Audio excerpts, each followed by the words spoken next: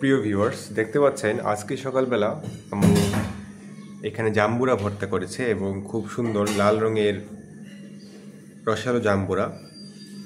আর এখানে আছে আম্মুর ইসবগুল এবং মেথি, সরি এটা হচ্ছে তুকমা, ইসবগুল এবং চিয়াবীজ। এবং এখানে আছে দেখতে পাচ্ছেন পেয়ারা, এবং পেয়ারার মধ্যে আম্মু কিন্তু কিছুটা বিট লবণ এবং মরিচ দিয়েছে। এটা হচ্ছে আম্মুর স্পেশাল টোস্ট।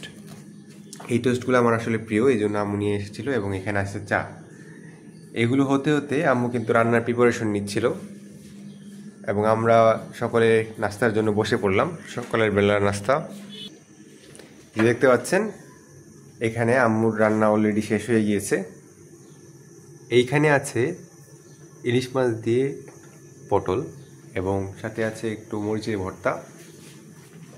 এখানে দেখতে পাচ্ছেন এটা হচ্ছে শুকনো করে ডাল ভুনা, এবং এখানে হচ্ছে কই মাছের ভাজি।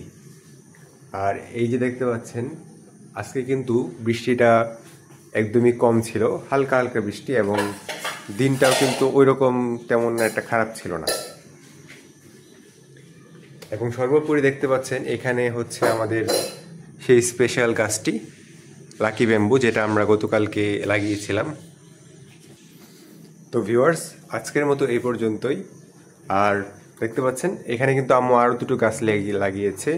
একটা হচ্ছে মানি প্ল্যান্ট, এবং এইখানে আরও দু ধরনের প্ল্যান্ট আছে মানি প্ল্যান্টের সাথে। তো আজকের মতো ভিউয়ার্স ব্লগটি এই পর্যন্তই। যদি ভালো লাগে অবশ্যই কমেন্ট করে জানাবেন।